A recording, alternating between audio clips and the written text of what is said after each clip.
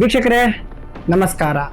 ವೀಕ್ಷಕರೇ, ಇರಾನ್ ಮತ್ತು ಇಸ್ರೇಲ್ ನಡುವೆ ನಡೆಯುತ್ತಿರುವ ಯುದ್ಧ ಇನ್ನಷ್ಟು ಗಂಭೀರವಾಗ್ತಿದೆ ಅಂತಾನೆ ಹೇಳ್ಬೋದು. ಅಂದ್ರೆ ಹೋಗ್ತಾ ಹೋಗ್ತಾ ಇನ್ನೂ ದೊಡ್ಡದಾಗ್ತಿದೆ ಅಂತಾನೆ ಹೇಳ್ಬೋದು. ಇದರ ಮಧ್ಯೆ ಅಮೆರಿಕ ಅಧ್ಯಕ್ಷ ಡೊನಾಲ್ಡ್ ಟ್ರಂಪ್ ಮತ್ತೊಮ್ಮೆ ವಿವಾದಾತ್ಮಕ ಹೇಳಿಕೆ ನೀಡಿ ಜಗತ್ತಿಗೆ ಶಾಕ್ ಕೊಟ್ಟಿದ್ದಾರೆ. ವೀಕ್ಷಕರೇ, ಈ ವ್ಯಕ್ತಿ ಏನ್ ಮಾತಾಡ್ತಾರೆ ಅಂತ ಅವ್ರಿಗೆ ಗೊತ್ತಾಗಲ್ವೇನೋ, ಅಂದ್ರೆ ಒಂಥರ ಹುಚ್ಚು ಬಡೈತದು, ಅಂದ್ರೆ ಪುಂಗಿ ಗಿರಾಕಿಗಳು ಅಂತ ನಮ್ ರಂಗಣ ಅವಾಗ ಕರೀತಾ ಇರ್ತಾರೆ. ಆ ತರ ವ್ಯಕ್ತಿ ಅನ್ಸುತ್ತೆ. ಅಂದ್ರೆ ಗಂಟೆಗೊಂದು ಗಳಿಗೆಗೊಂದು ಮಾತಾಡ್ತಾ ಇರ್ತಾರೆ ವೀಕ್ಷಕ. ಯಾಕಂದ್ರೆ ಕೆಲವೇ ಗಂಟೆಗಳ ಹಿಂದೆ ಟ್ರಂಪ್ ಹೇಳಿದ್ದು ಏನ್ ಗೊತ್ತಾ, ಇರಾನ್ ಮೇಲೆ ಮಾಡಿದ ದಾಳಿಯನ್ನ ಬಹುತೇಕ ಎಲ್ಲಾ ಟಾರ್ಗೆಟ್ ಗಳನ್ನು ನಾವು ಅಂದ್ರೆ ನಾಶ ಮಾಡಿದ್ದೇವೆ, ಯುದ್ಧ ಬೇಗ ಮುಗಿಯುತ್ತದೆ ಎಂದು ಹೇಳಿದ್ರು. ಅಂದ್ರೆ ಯುದ್ಧ ಆದಷ್ಟು ಬೇಗ ಮುಗಿಯುತ್ತೆ ಅಂತ ಹೇಳಿದ್ರು. ಆದ್ರೆ ಅದಾದ ಕೆಲವೇ ಗಂಟೆಗಳಲ್ಲಿ ತಮ್ಮ ಮಾತನ್ನೇ ಒಂಥರ ಚೇಂಜ್ ಮಾಡಬಿಟ್ಟಿದ್ರೆ. ಅಂದ್ರೆ ಏನ್ ಹೇಳಿದ್ರೆ ಅದನ್ನ ಮರ್ತ್ಬಿಟ್ಟು ಇನ್ನೊಂದು ಸ್ಟೇಟ್ಮೆಂಟ್ ಕೊಟ್ಟಿದ್ದಾರೆ. ಏನ್ ಗೊತ್ತಾ, ನಾವು ಇರಾನ್ ನಲ್ಲಿ ಆರಂಭಿಸಿದ ಕೆಲಸವನ್ನು ಪೂರ್ಣಗೊಳಿಸ್ಬೇಕಂತೆ, ಇಷ್ಟು ಬೇಗ ಯುದ್ಧ ಮುಗಿಸೋದಕ್ಕೆ ನನ್ಗೆ ಇಷ್ಟ ಇಲ್ಲ, ಸೊ ಇದನ್ನು ಕಂಟಿನ್ಯೂ ಮಾಡಬೇಕು ಅಂತ ಒಂದು ಹೇಳಿಕೆ ಕೊಟ್ಟಿದ್ದಾರೆ. ಅಂದ್ರೆ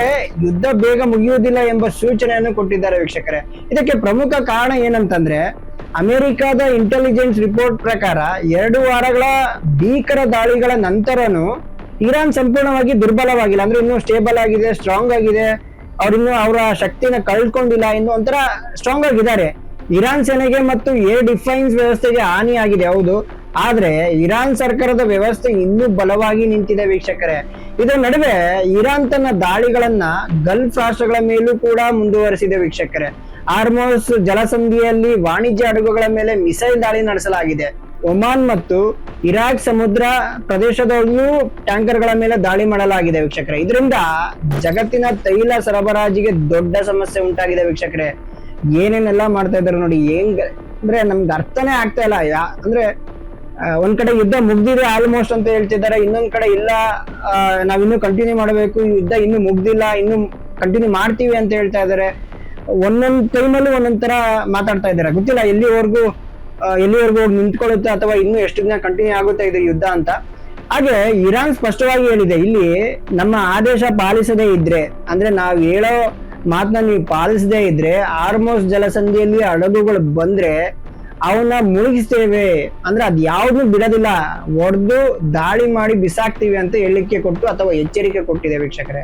ಈ ಕಾರಣದಿಂದಾಗಿ ಜಾಗತಿಕ ಮಾರುಕಟ್ಟೆಯಲ್ಲಿ ತೈಲ ಬೆಲೆ ವೇಗವಾಗಿ ಏರಿಕೆ ಆಗ್ತಿದೆ ವೀಕ್ಷಕರೇ. ಅಂದ್ರೆ ಲೈಕ್ ಹೆಂಗೆ ಅಂತಂದ್ರೆ ಹಿಂಗೆ ಹಿಂಗೆ ಹಿಂಗೆ ಹಿಂಗೆ ಹಿಂಗೆ ಬಿಲ್ಡಿಂಗ್ ಕಟ್ತಾರೆ ನೋಡಿ, ಆ ತರ ಏರಿಕೆ ಆಗ್ತದೆ. ಅಂದ್ರೆ ತುಂಬಾ ಜಾಸ್ತಿ ಆಗ್ತಾ ಹೋಗ್ತದೆ. ಒಂದು ಬ್ಯಾರೆಲ್ ಬ್ರೆಂಟ್ ಕ್ರೂಡ್ ಆಯಿಲ್ ಬೆಲೆ ಇದೀಗ ಆಲ್ಮೋಸ್ಟ್ ಈಗ ಸರಿಸುಮಾರು $100 ಹತ್ರ ತಲುಪಿದೆ ವೀಕ್ಷಕರೇ. ಆಶ್ಚರ್ಯ ಆಗುತ್ತೆ ಅಲ್ವಾ? ಅಂದ್ರೆ ಈ ತರ ಪರಿಸ್ಥಿತಿಯಲ್ಲಿ ಈ ತರ ಎಲ್ಲ ಆಗ್ಬಿಟ್ರೆ ಕಷ್ಟ ಆಗುತ್ತೆ. ಈ ಪರಿಸ್ಥಿತಿಯನ್ನು ಕಂಟ್ರೋಲ್ ಮಾಡಲು ಅಥವಾ ನಿಯಂತ್ರಿಸಲು international energy agency almost 400 million barrel ತುರ್ತು ತೈಲವನ್ನು ಮಾರುಕಟ್ಟೆಗೆ ಈಗಾಗಲೇ ಬಿಡುಗಡೆ ಮಾಡಲಾಗಿದೆ ಅಥವಾ ನಿರ್ಧರಿಸಿದ್ದಾರೆ ಅಂತಾನೆ ಹೇಳ್ಬೋದು. ಇದರ ನಡುವೆ ಭಾರತವು ಕಠಿಣ ಪ್ರತಿಕ್ರಿಯೆ ನೀಡಿದೆ. ಯಾಕಂದ್ರೆ ಹಾರ್ಮುಜ್ ಜಲಸಂಧಿಯಲ್ಲಿ ಭಾರತೀಯ ಬಂದರಿಗೆ ಬರುತ್ತಿದ್ದ ವಾಣಿಜ್ಯ ಹಡಗಿನ ಮೇಲೆ ದಾಳಿ ಮಾಡಲಾಗಿದೆ, ಅದನ್ನ ಹೊಡೆದಿದ್ದಾರೆ. ಇದಕ್ಕೆ ಭಾರತ ಒಂಥರ ಕೆಂಡಮಂಡಲ ಆಗಿದೆ ಅಂತಾನೆ ಹೇಳ್ಬೋದು ಅಥವಾ ಕೋಪಗೊಂಡಿದೆ.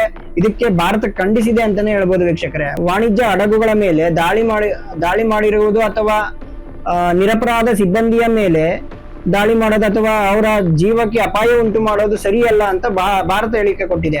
ಇನ್ನೊಂದು ದೊಡ್ಡ ವಿವಾದ ಏನಂತಂದ್ರೆ ವೀಕ್ಷಕರೇ, ಇರಾನ್ನ ಮಿನಾಬ್ ನಗರದಲ್ಲಿನ ಒಂದು ಶಾಲೆಯ ಮೇಲೆ ಮಿಸೈಲ್ ಬಿದ್ದಿದೆ ವೀಕ್ಷಕರೇ. ಅಂದ್ರೆ ಮಿಸೈಲ್ ದಾಳಿ ಆಗಿದೆ. ಆ ಮಿಸೈಲ್ ಅಮೆರಿಕದಿಂದ ತಪ್ಪಾಗಿ ಹೊಡೆದಿರಬಹುದು ಎಂಬ ಶಂಕೆ ವ್ಯಕ್ತವಾಗಿದೆ. ಯಾಕಂದ್ರೆ ಹಳೆಯ ಇಂಟೆಲಿಜೆನ್ಸ್ ಮಾಹಿತಿ ಪ್ರಕಾರ ಅಥವಾ ಆ ಆಧಾರದ ಮೇಲೆ ಆ ಕಟ್ಟಡವನ್ನು ಸೇನಾ ನೆಲೆ ಎಂದು ಭಾವಿಸಿ ಅಥವಾ ಸೇನಾ ನೆಲೆ ಅನ್ಕೊಂಡು ದಾಳಿ ಮಾಡಿದ್ದಾರೆ. ಈ ತರ ಒಂದು ಮಾಹಿತಿ ಹೊರ ಬಂದಿದೆ ವೀಕ್ಷಕ. ಈ ಘಟನೆಯಲ್ಲಿ ಹಲವು ವಿದ್ಯಾರ್ಥಿಗಳು ಸಾವನ್ನಪ್ಪಿರುವುದು ವರದಿಗಳು ಬಂದಿದೆ ವೀಕ್ಷಕರೇ. ಇದರಿಂದ ಅಮೆರಿಕದ ಮೇಲೆ ಜಾಗತಿಕ ಮಟ್ಟದಲ್ಲಿ ಟೀಕೆಗಳು ಹೆಚ್ಚಾಗ್ತಿವೆ ವೀಕ್ಷಕರೇ. ಅಂದ್ರೆ ಈ ನಡುವೆ ಟ್ರಂಪ್ ಮತ್ತೊಂದು ವಿವಾದಾತ್ಮಕ ಹೇಳಿಕೆ ನೀಡಿದ್ದಾರೆ.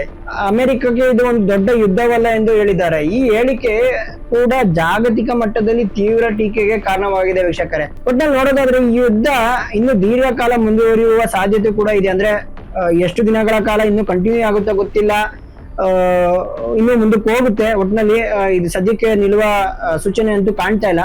ಅದರ ಪರಿಣಾಮ ಜಾಗತಿಕ ತೈಲ ಬೆಲೆ, ವ್ಯಾಪಾರ ಮತ್ತು ಜಾಗತಿಕ ರಾಜಕೀಯದ ಮೇಲೆ ದೊಡ್ಡ ಪರಿಣಾಮ ಬೀರುವ ಸಾಧ್ಯತೆ ಇದೆ ವೀಕ್ಷಕರೇ. ಗೊತ್ತಿಲ್ಲ ಏನಾಗುತ್ತೆ ಮುಂದಕ್ಕೆ ಅಂತ. ಇದಾಗಿತ್ತು ಈ ಕ್ಷಣದ ಅಪ್ಡೇಟ್ ವೀಕ್ಷಕರೇ, ಇದಾಗಿತ್ತು ಈ ಕ್ಷಣದ ನ್ಯೂಸ್ ಅಂತ ಹೇಳ್ಬೋದು. ಮುಂದಿನ ವಿಡಿಯೋದಲ್ಲಿ ಸಿಗ್ತೀನಿ. ನಮಸ್ಕಾರ ವೀಕ್ಷಕರೇ.